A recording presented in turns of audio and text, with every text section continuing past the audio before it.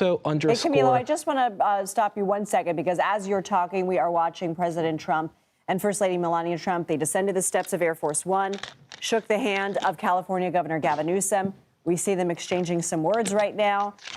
We see pointed fingers and a thumb back. I mean, I was wondering if this was sort of going to be a moment like between Jan Brewer and President Obama in Arizona a few years ago during President Obama's tenure, when there was that viral photo of her pointing her finger at him. Not quite that sort of moment, but perhaps a picture tells more words. We'll have to see what sort of images. Let's go ahead and listen in to what the president is saying. We have that in very good shape. We have the congressman in charge and Michael Watley, and we're going to do a lot of work. We have the Army Corps of Engineers working as they are here. And I think you're going to see some very big progress. They left them high and dry. And now we're going to be taking a little tour with some of the people from the area. I appreciate the governor coming out and meeting me, Kevin. Thank you very much. And we'll be talking a little bit. We want to get it fixed. We want to get the problem fixed. And there'll be some ways, but it's like you got hit by a bomb, right? Yeah. Like you got hit by a bomb. Would you like to say? Most importantly, thank you for being here. It means a great deal to all of us, not just the folks in Palisades, the folks in Altadena that were devastated. We're going to need your support. We're going to need your help. You were there for us during COVID. I don't forget that.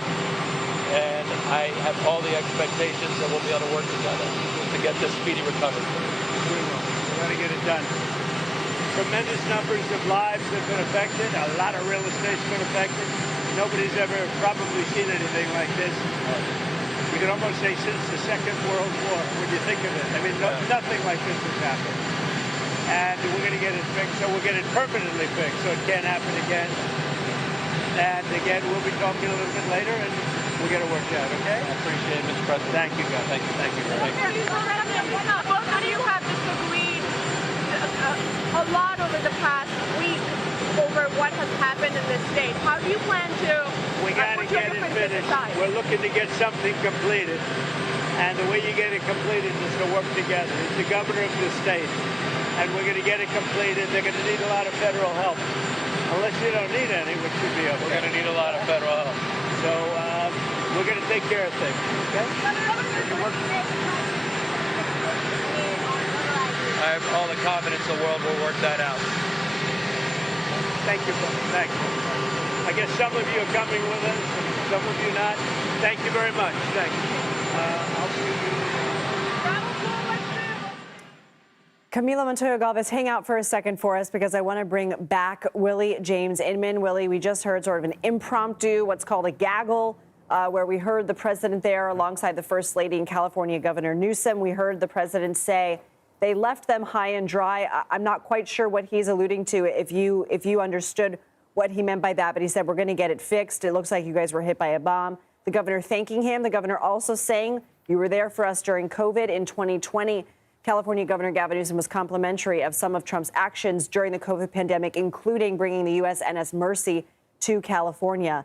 What did you make of their comments together and their interaction?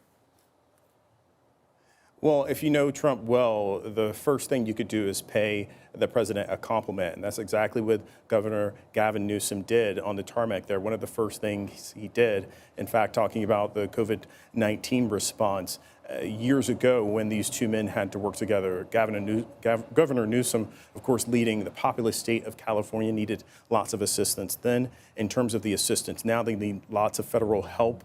And now, and just getting back to what you were talking about just now, with the president saying essentially that they left you high and dry, it's unclear what exactly he means. President Joe Biden had been very clear, the former president, I should say, in terms of giving out his personal phone number for not only the governor, but also the mayor of Los Angeles to get that assistance, to get everything that they need. But when you talk about the recovery efforts that will be years in the making, is really down the road, that this recovery effort would be in the hands of President Trump and the current Congress to appropriate those funds that they need in the aftermath of this disaster. So really, the brunt of this now is on the shoulders of the current president in terms of responding to it.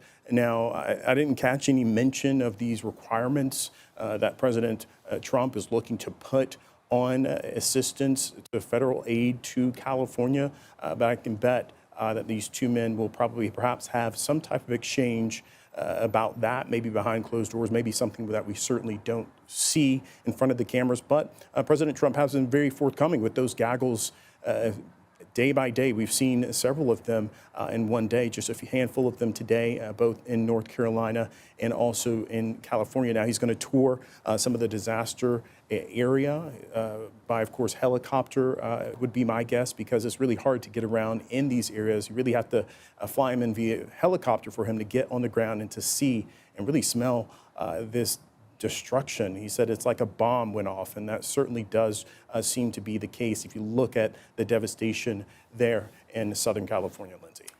Willie James Inman, thank you so much.